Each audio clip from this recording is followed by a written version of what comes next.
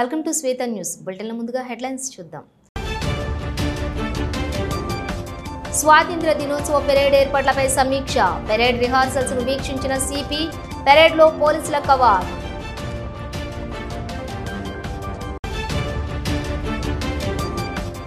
స్వాతంత్ర దినోత్సవ వేడుకలను ఘనంగా కలెక్టర్ కోయ శ్రీహర్ష. పెద్దపల్లి సమీకృత జిల్లా కలెక్టరేట్ ప్రాంగణంలో స్వాతంత్ర దినోత్సవ వేడుకలు.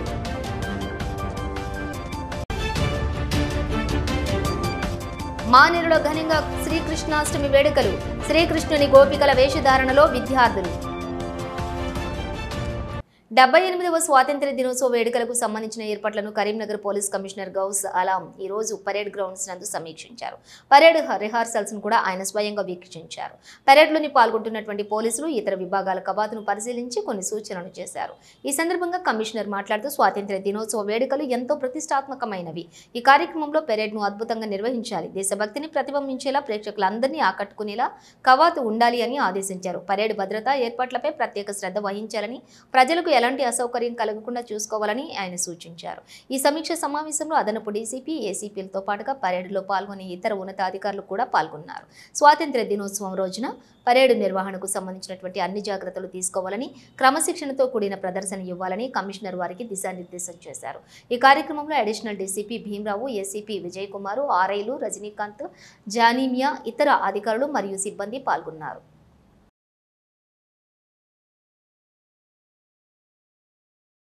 స్వాతంత్ర దినోత్సవ వేడుకలను పెద్దపల్లి జిల్లాలో వైభవంగా నిర్వహించాలని జిల్లా కలెక్టర్ కోయ శ్రీహర్ష తెలిపారు. గురువారం జిల్లా కలెక్టర్ కోయ శ్రీహర్ష సమీకృత జిల్లా కలెక్టరేట్ ప్రాంగణంలో చేస్తున్న స్వాతంత్ర దినోత్సవ వేడుకలు ఏర్పాట్లను అదనపు కలెక్టర్ డి వేణుతో కలిసి పరిశీలించారు. ఈ సందర్భంగా జిల్లా కలెక్టర్ కోయ శ్రీహర్ష మాట్లాడుతూ ఆగస్టు 15న స్వాతంత్ర దినోత్సవం వేడుకలను ఘనంగా నిర్వహించాలని అధికారులకు కలెక్టర్ సూచించారు. ఈ వేడుకలకు Telangana minorities finance corporation chairman Shri Mohammed Obedullah Kotwal Saheb ముఖ్య అతిథిగా హాజరు అవుతారని, ఉదయం 9:25 ముఖ్య అతిథిగా కలెక్టరేట్కు చేరుకుంటారని, ఉదయం 9:30 జాతీయ పతాకావిష్కరణ, జాతీయ గీతాలపన కార్యక్రమాలు కూడా ఉంటాయని అన్నారు. ఉదయం 9:33 నుంచి 9:45 వరకు గౌరవ వందనం స్వీకారం పరేడ్ ఉంటుందని, అనంతరం ముఖ్య అతిథి తన సందేశం అందిస్తారని కలెక్టర్ తెలిపారు. అనంతరం ఉద్యోగస్తులకు ప్రశంసా పత్రాలు పంపిణీ కార్యక్రమం కూడా ఉంటుందని అన్నారు. Maneru lions club of Karimnagar ఆధ్వర్యంలో మానకొండూరు మండలం చెంజర్ల గ్రామంలోని పంచాయతీ ఆవరణలో ఉచిత నేత్ర వైద్య శిబిరం నిర్వహించడం జరిగింది. Lions club of Karimnagar charitable doctor Bhaskar Madekar eye hospital Rekurthi vice chairman lion Chidra Suresh సహకారంతో ఈ కార్యక్రమంలో 60 మందికి పరీక్షలు నిర్వహించగా 35 మందికి ఆపరేషన్ అవసరం ఉన్నది అని చెప్పారు. ఈ కార్యక్రమంలో Rekurthi eye hospital vice chairman Chidra Suresh, Maneru lions club president Mutyam Shankar Goud, secretary జిల్లా కృష్ణ, చింతా సురేష్, పడమటింటి రమేష్, గడ్డి గణేష్, సాయిరి దేవయ్య, గొల్లన కుమరయ్య, బుర్రా చంద్రకర్ గౌడ్, పెట్టం సంపత్, డాక్టర్ రమేష్, కరోబార్ నర్సయ్య తదితరులు పాల్గొన్నారు. అపోలో రీచ్ హాస్పిటల్ కరీంనగర్ వారి ఆధ్వర్యంలో అవయవ దానంపై అవగాహన కార్యక్రమం నిర్వహించబడింది. అవయవ దానం ద్వారా ఎన్నో ప్రాణాలను రక్షించవచ్చని తెలిపారు. మరణానంతరం మన శరీరం మట్టి అవుతుంది, కానీ అవయవ దానం చేస్తే మరొకరికి జీవం అవుతుందని ఈ సందర్భంగా పరిపాలనాధికారి డాక్టర్ నాగ సతీష్ కుమార్ పేర్కొన్నారు. సమాజంలోని ప్రతి ఒక్కరూ ముందుకు వచ్చి అవయవ దానం చేయాలని, ఈ మహోన్నత కార్యక్రమంలో భాగస్వాములు కావాలని వారు పిలుపునిచ్చారు.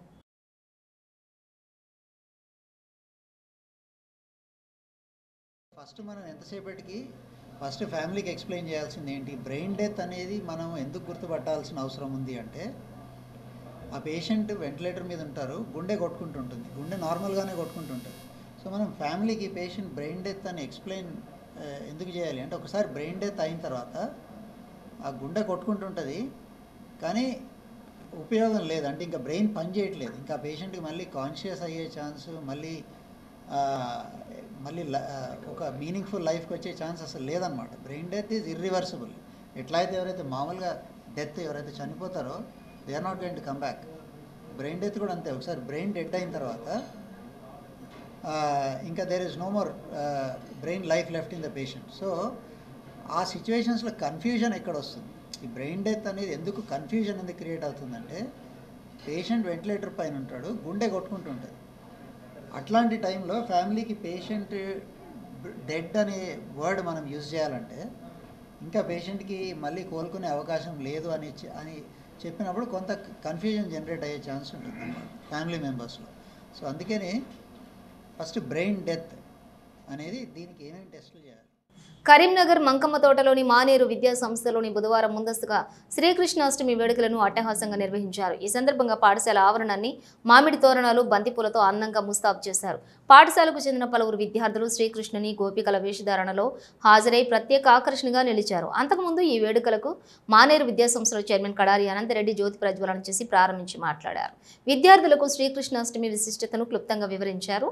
అందులో విద్యా సంస్థల్లోని విద్యార్థులకు విద్యార్థి దశ నుంచే సంస్కృతి, సాంప్రదాయాలు, పండుగలు తదితర వాటిపై అవగాహన కలిగించేందుకు ఇలాంటి కార్యక్రమాలు నిర్వహించినట్లుగా తెలిపారు. విద్యార్థులు ఉన్నతంగా చదివి భవిష్యత్తులో ఉన్నత శిఖరాలను అధిరోహించాలని సూచించారు. ఈ కార్యక్రమంలో విద్యా సంస్థల ప్రిన్సిపల్లు, కోఆర్డినేటర్లు, ఇన్ఛార్జీలు, ఉపాధ్యాయులు, విద్యార్థులు, వారి యొక్క తల్లిదండ్రులు తదితరులు పాల్గొన్నారు. ఈ సందర్భంగా నిర్వహించిన సాంస్కృతిక కార్యక్రమాలు, ఉట్టి వేడుకలు ఆహుతులను ఎంతగానో అలరించాయి.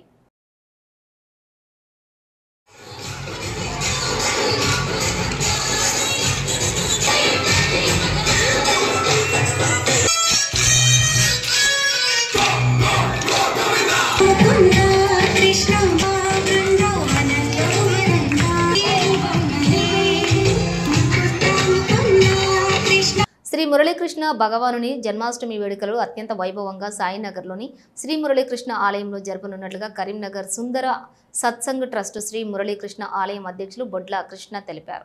సోమవారం ధర్మ సంస్థాపన, ప్రేమ మరియు జ్ఞాన తత్వాన్ని అందించనున్నారు. శ్రీకృష్ణ రాధా గోపికల వేషధారణలచే శోభాయాత్ర, భజనలు, నృత్య ప్రదర్శనలు, ఉయ్యాల సేవ, ఉట్టి కొట్టుట తగిన తరం అనంతరం శ్రీకృష్ణ భగవానునికి 103 ప్రసాదాలు అర్పణ మరియు ప్రసాద వితరణ, ఇతర ఆధ్యాత్మిక కార్యక్రమాలు కూడా జరుగుతున్నట్లుగా తెలిపారు. ఈ సమావేశంలోని అధ్యక్షులు బొడ్ల కృష్ణ ట్రస్ట్ మరియు సత్సంగ సభ్యులు పాల్గొన్నారు.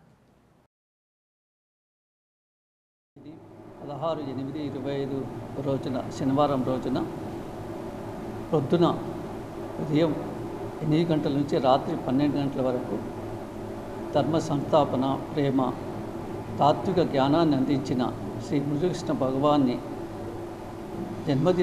జన్మాష్టమి వేడుకలు అత్యంత వైభవంగా సాయినగర్లోని కృష్ణాలయంలో, మురళీకృష్ణ ఆలయంలో జరుపుచున్నాం. ఆ రోజు ఉదయం 8 గంటలకు గోపూజ, 9 గంటలకు ఫలపంచామృత అభిషేక సర్వదర్శనాలు, మధ్యాహ్నం అన్నప్రసాద వితరణ, 4:30 గంటలకు గోపిక రాధాకృష్ణ వేషధారణతో శోభాయాత్ర, తదుపరి వేషధారణ బహుమతులు ఇవ్వబడును. రాత్రి 9 గంటలకు భజన కార్యక్రమం, తర్వాత నృత్య ప్రదర్శన, పిల్లల నృత్య ప్రదర్శన, ఉట్టి కొట్టుట, ఉయ్యాల సేవ, 108 ప్రసాదాల సమర్పణ, తదితర కార్యక్రమాలు జరపబడతాయి. అందరు భక్తులు పాల్గొని భగవంతుని ఆశీర్వాదం. ఉయ్యాల సేవల్లో చేయడం అదంతా ప్రతిసారి వేడుకలు ప్రతి సంవత్సరం ఘనంగా అంగరంగ వైభవంగా వేస్తున్నాం. ఇది ఎందుకు చేస్తున్నాము? ఇప్పుడు కృష్ణుడు అవతరించి ఇప్పటికీ 5150 సంవత్సరాలు దాటినా కానీ ఆ యొక్క కృష్ణుని యొక్క ప్రేమ, తర్వాత వాత్సల్యం, కృప మనందరితో ఉన్నాయి. ఆయన అవతారం చాలించినా కానీ మనతో ఉండి మన చేత చేస్తున్నాడంటే అది చాలా ఆనందం. ఆయన కృష్ణ అంటేనే, కృష్ అంటే సదా ఎల్లప్పుడు ఉండేది, నా అంటే ఆనందం, అంటే కృష్ణ అంటే సదా ఆనందం, అదే ఆత్మానందం. అంటే ఈ ఆనందం కోసమే అర్ధరాత్రి కృష్ణుడు పుట్టింది. ఎందుకంటే అజ్ఞానంలో ఉన్న వాళ్ళను వెలుగులోకి తీసుకురావడానికి అర్ధరాత్రి ఆయన ఉద్భవించాల్సి వచ్చింది. కరీంనగర్ స్థానిక బొమ్మకల్లోని ట్రినిటీ ఇంజనీరింగ్ కళాశాలలో ఎంబీఏ విద్యార్థులకు ఈరోజు జరిగిన మ్యాజిక్ బస్ ఫౌండేషన్ ఆధ్వర్యంలో ఫ్లిప్కార్ట్ వారు నిర్వహించినటువంటి క్యాంపస్ ప్లేస్మెంట్ డ్రైవ్లో భాగంగా 50 మంది విద్యార్థులు పాల్గొనగా 30,000 వేతనంతో టీమ్ లీడర్ పొజిషన్కు 5 విద్యార్థులు షార్ట్ లిస్ట్ అయినట్లుగా కళాశాల చైర్మన్ వెల్లడించారు. సెలెక్ట్ అయిన ప్రతి ఒక్క విద్యార్థులకు కళాశాల ఫౌండర్ శ్రీ దాసరి మనోహర్ రెడ్డి, చైర్మన్ శ్రీ దాసరి ప్రశాంత్ రెడ్డి అభినందనలు తెలిపారు. ఈ కార్యక్రమంలోని కళాశాల principal Shri doctor Nagendra Singh, AO Rajasekhar Reddy, vice principal Kishore, MBA విభాగపు అధిపతి మరియు training and placement officer doctor CH Praveen Kumar, doctor G Santoshi, D Rajitha Reddy, Mohammed Ilyas, Ali, Mohammed Azharuddin మరియు సుప్రియ పాల్గొన్నారు. కరీంనగర్ జిల్లా తిమ్మాపూర్ మండలం మక్తపల్లిలోని పంచముఖ ఆంజనేయ స్వామికి నూతన పాలికిని గ్రామానికి చెందిన చింతం లక్ష్మీ చంద్రయ్య బహుకరించారు. ఈ సందర్భంగా హనుమాన్ ఆలయంలో వారు ప్రత్యేక పూజలు చేసి అనంతరం ఆలయం చుట్టూ పల్లకీ సేవతో ప్రదక్షిణలు నిర్వహించారు. ఈ కార్యక్రమంలో భక్తులు పెద్ద సంఖ్యలో పాల్గొన్నారు. जय श्री राम जय श्री राम जय श्री राम जय श्री राम जय हनुमान जय हनुमान जय हनुमान जय हनुमान जय श्री राम जय श्री राम. రాజన్న సిరిసిల్ల జిల్లా గంభీరావుపేట మండలం లింగన్నపేట గ్రామంలో శ్రీ మణికంఠ గ్రామ సమైక్య మహిళా సంఘం ద్వారా ఏర్పాటు చేసిన ఎరువులు మరియు విత్తనాల దుకాణాన్ని కలెక్టర్ సందీప్ కుమార్ ఝా బుధవారం ప్రారంభించారు. ఈ సందర్భంగా కలెక్టర్ మాట్లాడారు. రాష్ట్ర ప్రభుత్వం లక్ష్యం మేరకే ఇందిరా మహిళా శక్తి కింద జిల్లాలోని మహిళా సంఘాలకు ఇప్పటికే క్యాంటీన్లు, డైరీ యూనిట్, కోడిపిల్లల పెంపకం, ఆర్టీసీ బస్సులు, పెట్రోల్ బంకు, ఇతర స్వయం ఉపాధి యూనిట్లను అందజేస్తున్నామని తెలిపారు. త్వరలోనే ఇందిరా మహిళా శక్తి జిల్లాల్లోని మహిళా సంఘాల సభ్యులకు రైస్ మిల్లులు, సోలార్ ప్లాంట్లు ఏర్పాటు చేయనున్నట్లుగా వివరించారు. జిల్లాలో మొత్తం 23 దుకాణాలు మహిళా సంఘాల ఆధ్వర్యంలో ఏర్పాటు చేయనున్నామని, ఇందులో భాగంగా ఇప్పటికే పలు దుకాణాలు ప్రారంభించామని వివరించారు. ఎరువులు, పురుగు మందుల దుకాణాలు ఏర్పాటు రాష్ట్రంలోనే ప్రథమమని వెల్లడించారు. మహిళా సంఘాల బాధ్యులు ప్రణాళిక ప్రకారం నిర్వహించి రైతులకు నాణ్యమైన విత్తనాలు, ఎరువులు, పురుగు మందులు అందుబాటులో ఉంచాలని సూచించారు.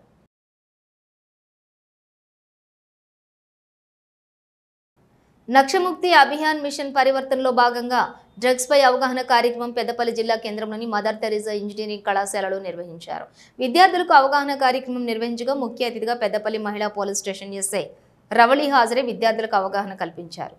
ఈ సందర్భంగా వారు మాట్లాడుతూ 18 సంవత్సరాల నుండి 25 సంవత్సరాల మధ్య వయసు గల వారు డ్రగ్స్కు అలవాటు పడి తన జీవితాలను, కుటుంబాలను నాశనం చేసుకుంటున్నారని, ఎవరైనా డ్రగ్స్కు అలవాటు పడ్డట్టు అనిపిస్తే కనుక పోలీసులకు సమాచారం ఇవ్వాలని టోల్ ఫ్రీ నంబర్కు ఫోన్ చేసి తెలుపగలరని అన్నారు. ఈ కార్యక్రమంలో విద్యార్థులు, ఉపాధ్యాయులు, పోలీస్ సిబ్బంది పాల్గొన్నారు.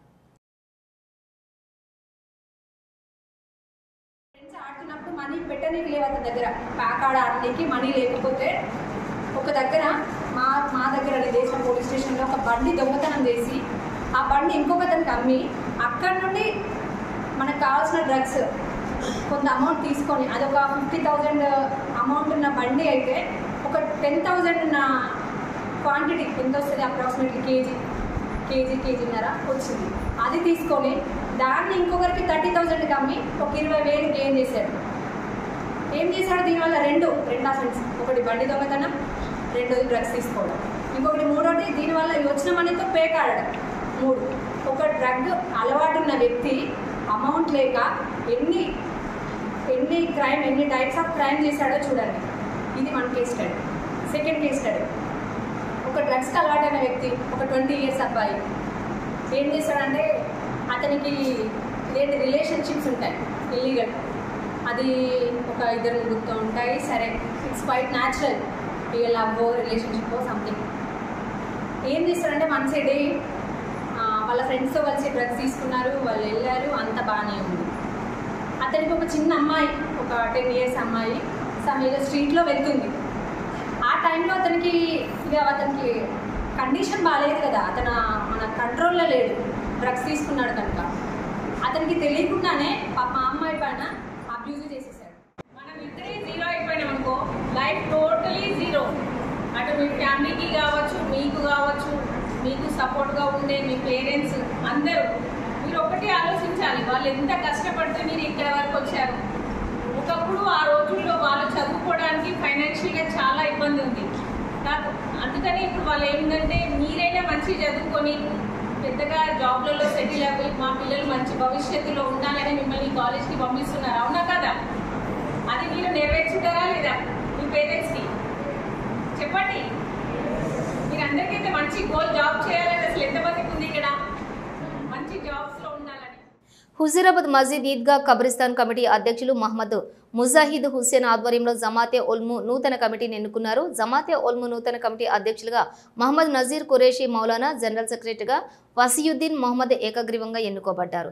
ఇటు కార్యక్రమంలోని హుజూరాబాద్ మస్జిద్ ఈద్గా కబ్రిస్తాన్ కమిటీ అధ్యక్షులు మొహమ్మద్ ముజాహిద్ హుస్సేన్ మరియు కరీంనగర్ జిల్లా ముఫ్తీ గౌసుద్దీన్ ఆధ్వర్యంలో జమ్మికుంటలోని ముజిదే ఖాదర్ హలీమా మౌలానా నజీర్ ఖురేషీ అధ్యక్షులుగా ఏకగ్రీవంగా ముస్లిం మత పెద్దలు సమక్షంలో ఎన్నుకున్నారు. ఈ కార్యక్రమంలోని ముఫ్తీ గౌసుద్దీన్ మాట్లాడుతూ ఈ యొక్క జమాతే ఉలుం అందరం కలిసికట్టుగా పనిచేయాలని, ప్రతి ముస్లిం పౌరునిపై కూడా హక్కు ఉందని మరియు ముందుకు సాగాలని కోరారు.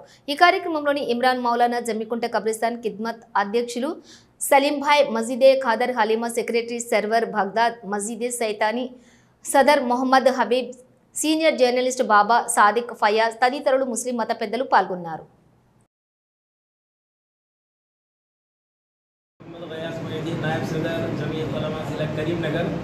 आज हम लोग हुजूराबाद की जमीयत उलमा की नई कमेटी की तशरीफ के लिए आए हुए थे. अल्हम्दुलिल्लाह अतराफ़ के सारे देहातों के मंडल और वहाँ के ज़िम्मेदारान तशरीफ लाए हुए थे. सब ने बिल इत्तेफाक हाफिज़ मिर्ज़ा इमरान बेग नियाज़ी सल्लमहू को सदर की हैसियत से मुंतखब किया है और मैं इस मौके पर उनको मुबारकबाद देता हूँ और इसी तरीके से उनके साथ जो कमेटी चुनी गई है उन सबको मुबारकबाद देता हूँ. अल्लाह ताला उन सब से दीन का खूब काम ले.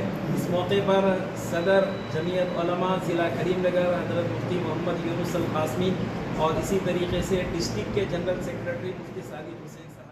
రాజన్న సిరిసిల్ల జిల్లా ముస్తాబాద్ మండల కేంద్రంలోని బీజేపీ మండల శాఖ ఆధ్వర్యంలో హర్ ఘర్ తిరంగా యాత్ర బైక్ ర్యాలీ అయ్యప్ప స్వామి టెంపుల్ నుండి కొత్త బస్టాండ్ వివేకానంద విగ్రహం అంబేద్కర్ విగ్రహం మీదుగా హనుమాన్ టెంపుల్ వరకు ర్యాలీ చేపట్టారు.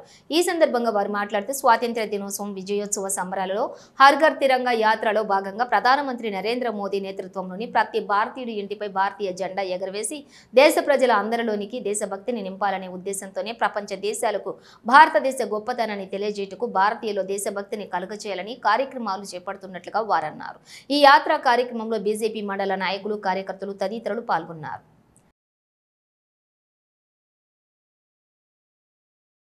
భారత ప్రధాని నరేంద్ర మోదీ గారి ఆదేశాల మేరకు ప్రతి ఇంటిపైన జాతీయ జెండా ఎగరవేసి దేశ ప్రజలందరిలో కూడా దేశభక్తి నింపాలనే ఉద్దేశంతో మరి అదేవిధంగా ప్రపంచ దేశాలలో కూడా భారత్ను ముందుంచే దిశగా అగ్రగామిగా ఉంచే దిశగా విశ్వగురువుగా చేసే ప్రయత్నంలో భాగంగా ఈరోజు హర్ ఘర్ తిరంగా 15 ఆగస్టుకు ఒకరోజు ముందుగానే మనం సెలబ్రేషన్ చేసుకోవడం జరుగుతుంది.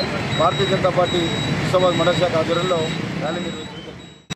ముస్తాబాద్ పట్టణ కేంద్రంలో హర్ ఘర్ తిరంగా అంటే ఇంటింటికి ఈ త్రివర్ణ పతాకం ప్రతి ఇంటిపైన ఎగరాలనే ఉద్దేశంతో గత 5 సంవత్సరాలుగా భారత ప్రధాని నరేంద్ర మోడీ గారు తీసుకున్న సంకల్పము ఇది హర్ ఘర్ తిరంగా.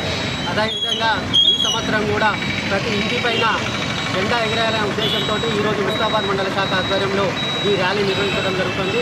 దీని ఉద్దేశం ఏంటిది అని అంటే ప్రతి మనిషిలో భారతదేశంలో పుట్టిన ప్రతి ఒక్కరూ ఇంటి మీద జాతీయ జెండాను ఎగురవేసుకుంటే జాతీయత కానీ దేశభక్తి కానీ ఇంకా ముందుకు తీసుకునే కార్యక్రమం బాగానే ఈ హర్ ఘర్ తిరంగా. అటువంటి కార్యక్రమం చాలా ఉద్దేశము వేరే విధంగా కాదు. మనం అందరం ఒకటే ఇంటి బిడ్డలం కాబట్టి ఒకే దేశం గురించి మాట్లాడాలే తప్ప వేరే దేశాలను ప్రోత్సహించద్దనే ఉద్దేశంతో ఈ యాత్ర. రాజన్న సిరిసిల్ల జిల్లా ముస్తాబాద్ మండల కేంద్రంలోని స్వర్ణకార సంఘం మండలం అధ్యక్షుడు చింతోజీ బాలయ్య పాత్రికేయుల సమావేశం ఏర్పాటు చేసి ఆదివారం 17వ తేదీన మండలంలోని నిర్వహించే స్వర్ణకారుల సమావేశాన్ని విజయవంతం చేయాలని పిలుపునిచ్చారు. ఈ సందర్భంగా వారు మాట్లాడుతూ ఒకప్పుడు రాజధాని మహానగరాలకు పరిమితమైన కార్పొరేట్ జ్యువెలరీ షాపులు పట్టణాలలో పల్లెలలో ఏర్పాటు చేయడం వల్ల కుల వృత్తులు ఆధారపడి జీవనం కొనసాగిస్తున్న వారికి చేతి నిండా పనిలేక ఆర్థిక ఇబ్బందులు అప్పుల పాలు అవుతున్నారు. కొట్లాడి సాధించుకున్నటువంటి తెలంగాణ రాష్ట్రంలోని కుల వృత్తులకు రాష్ట్ర ప్రభుత్వాలు నివ్వక కుల వృత్తుల కుటుంబాలు రోడ్డున పడుతున్నాయన్నారు. ముస్తాబాద్లో మార్వాడి షాప్ వల్ల స్వర్ణకారులకు చేతి నిండా పని లేక ఆర్థిక ఇబ్బందులు పడుతూ జీవనం కొనసాగిస్తున్నారు. ప్రభుత్వం వెంటనే స్పందించి మార్వాడి జ్యువెలరీ షాపులను తొలగించి కుల వృత్తుల ప్రోత్సాహం అందించి ప్రభుత్వం ఆదుకోవాలని కోరారు.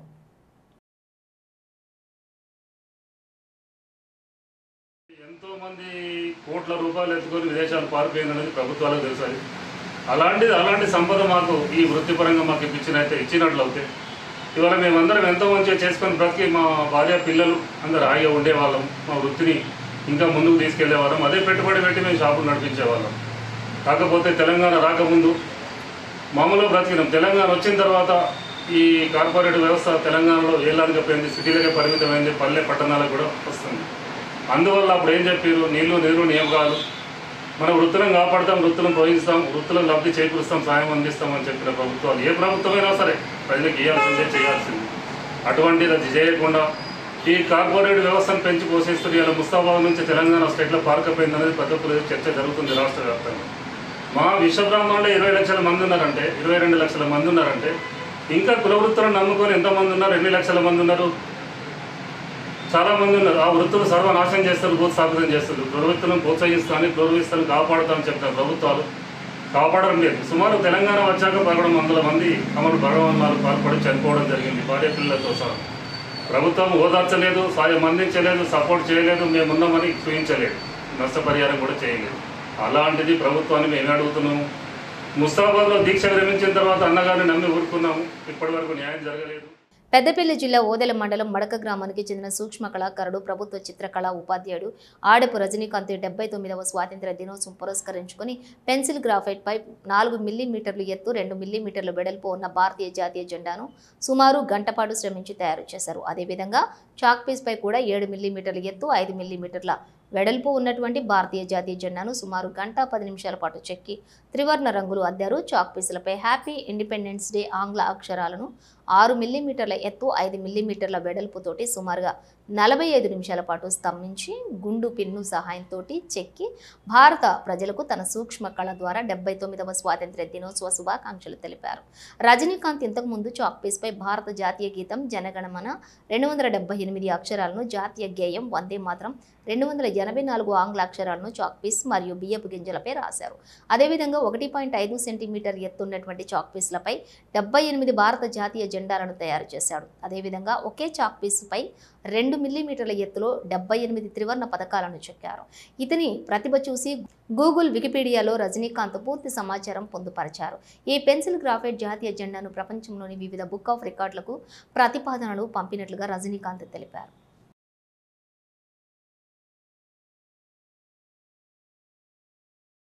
నేను ఈరోజు ప్రపంచంలో అతి చిన్నట్టు పెన్సిల్ గ్రాఫైట్ పై భారత జాతీయ పతాకాన్ని 0.4 mm ఎత్తు మరియు 2 మిల్లీమీటర్ల వెడల్పుతో చెక్కి ఉన్నాను. అదేవిధంగా ఎవరూ తయారు చేయని విధంగా చాక్ పీస్ పై కూడా 7 మిల్లీమీటర్ల ఎత్తు 5 మిల్లీమీటర్ల వెడల్పుతో ఉన్నటువంటి జాతీయ పతాకాన్ని కూడా సుమారు గంట పాటు శ్రమించి నేను తయారు చేశాను. అదేవిధంగా చాక్ పీస్లపై హ్యాపీ ఇండిపెండెన్స్ డే అనే అక్షరాలను సుమారు 6 మిల్లీమీటర్ల ఎత్తు 5 మిల్లీమీటర్ల వెడల్పుతో కూడా తయారు చేశాను. ఇంతకు మునుపు కూడా నేను 78 జాతీయ జెండాలను 1.5 సెంటీమీటర్ల ఎత్తుతో చాక్ పీసులపై వేశాను. అదేవిధంగా ఒకే చాక్ పీస్పై 78 జాతీయ పతాకాలను కూడా గీశాను. బియ్య గింజలపై భారత జాతీయ గీతము జనగణమన మరియు వందే మాత్రము 284 అక్షరాలను కూడా రాసి ఉన్నాను. అదేవిధంగా చాక్ పీస్పై కూడా భారత జాతీయ పతాకం, జాతీయ గేయము, జాతీయ గీతము వీటిని కూడా చెక్కి ఉన్నాను. హుస్నాబాద్ ఇంజనీరింగ్ కళాశాలలో కొత్త ఉత్సాహభరితమైన అధ్యాయాన్ని ప్రారంభించబోతున్న విద్యార్థులకు రాష్ట్ర రవాణా బీసీ సంక్షేమ శాఖ మాజీలు పొన్నం ప్రభాకర్ హృదయపూర్వక స్వాగతం పలికారు.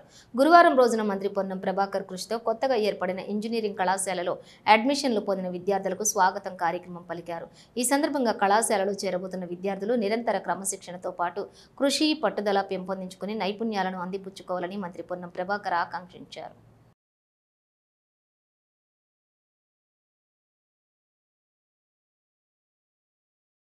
ప్రభుత్వం తీసుకున్న ఓ నిర్ణయం ఆ చేనేత సహకార సంఘానికి శాపంగా పరిణమించింది.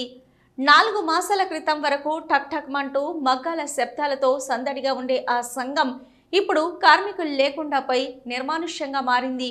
బట్టల నేతతో కలర్ఫుల్గా ఉండే మగ్గాలు బూజుపట్టగా, నేసిన వస్త్రాలు మూలన పడి పట్టించుకునేవారు కానరాక చెదలు పట్టిపోతున్నాయి. ఇప్పటికైనా పాలకులు స్పందించి చేనేత సంఘం తిరిగి పనిచేసేలా చర్యలు తీసుకొని తమకు ఉపాధి కల్పించాలని అక్కడి కార్మికులు వేడుకుంటున్నారు. ఇందుకు కావలసిన శిక్షణను ప్రభుత్వం ఇప్పించాలంటూ కోరుతున్నారు. ప్రభుత్వం చెప్పే వస్త్రాల నేతలు అనుభవం లేక, ఆదాయము రాక ఆర్థికంగా ఇబ్బందులు పడుతున్న చేనేత సహకార సంఘం కార్మికుల ఆకలి కేకలపై స్పెషల్ రిపోర్ట్. బూజు పట్టిన చేనేత మగ్గాలు, చెదలు పడుతున్న ఈ బట్టల గుట్టలతో కనిపిస్తున్న ఈ సంఘం జమ్మికుంట కొత్తపల్లికి చెందిన బాలాజీ చేనేత సహకార సంఘం గత 4 దశాబ్దాలుగా వందలాది మందికి ప్రత్యక్షంగా పరోక్షంగా ఉపాధిని కల్పించిన ఘన చరిత్ర ఈ సంఘం సొంతం. ఈ సహకార సంఘంలో సుమారు 50 మంది కార్మికులు వివిధ రకాల బట్టలు నేస్తూ కుటుంబాన్ని పోషించుకునేవారు. ఇలా పచ్చగా సాగుతున్న చేనేత సహకార సంఘానికి గత 4 నెలల క్రితం ప్రభుత్వం తీసుకున్న ఓ నిర్ణయం కష్టాలను తెచ్చిపెట్టింది.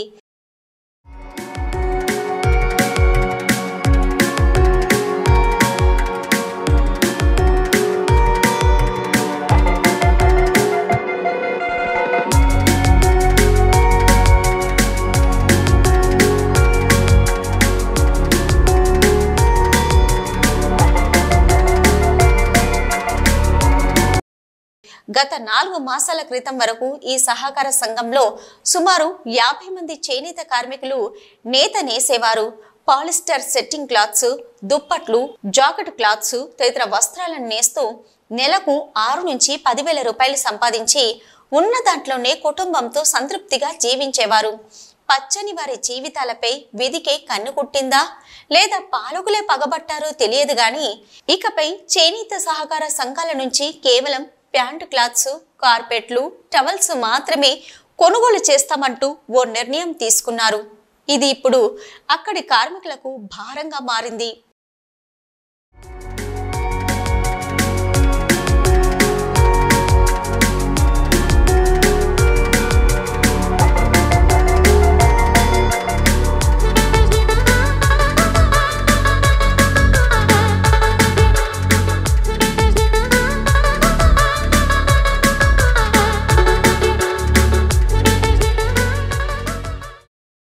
అప్పటి వరకు ఉన్న దాంట్లో కొద్దో గొప్ప సంపాదించుకొని ప్రశాంతంగా బతికిన చేనేత కార్మికులకు ప్రభుత్వ నిర్ణయం మూలిగే నక్కపై తాటిపండు పడ్డ చందంగా మారింది.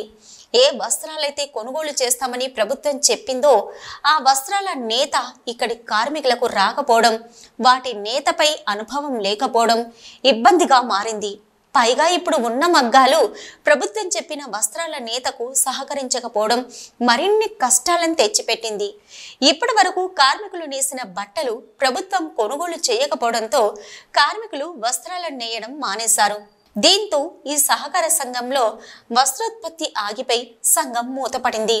చేనేత మగ్గాలు, కండెలు తీసేందుకు ఉపయోగించే రత్నాలు బూజు పడుతుండగా కార్మికులు నేసిన లక్షలాది రూపాయల వస్త్రాలను ప్రభుత్వం కొనుగోలు చేయకపోవడంతో గుట్టలుగా పేరుకుపోయి చెదలు పట్టి పనికి రాకుండా పోతున్నాయి.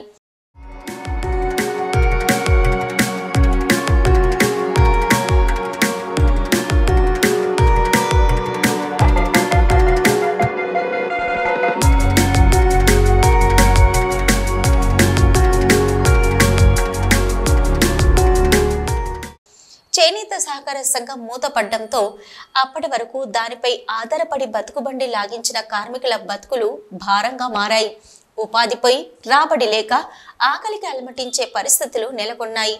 ఇన్నాళ్ళు సంఘంపై ఆధారపడ్డ కార్మికులు ప్రతినిత్యం సంఘం వద్దకు వచ్చి మూతపడ్డ సంఘాన్ని చూసి బాధగా వెనుతిరుగుతున్నారు. పాలకుల మనస్సులు మారి తమ జీవితాల్లో పూర్వ వైభవం తీసుకురాకపోతారా అంటూ ఆశగా నిరీక్షిస్తున్నారు.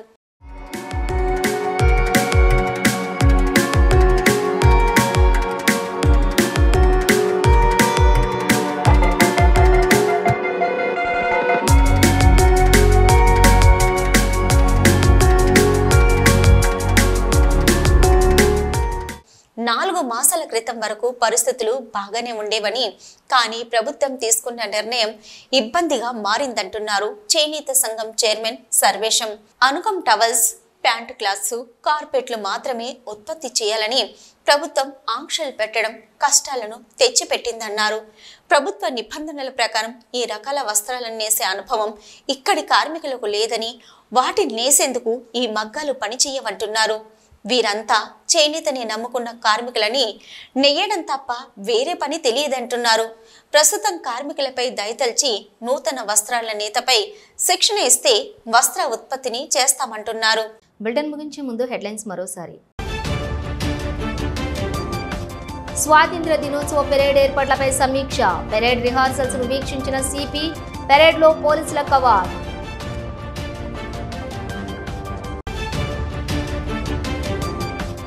స్వాతంత్ర దినోత్సవ వేడుకలను ఘనంగా కలెక్టర్ కోయ శ్రీహర్ష.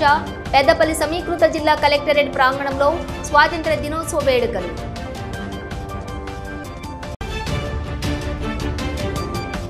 మానేరులో ఘనంగా శ్రీకృష్ణాష్టమి వేడుకలు.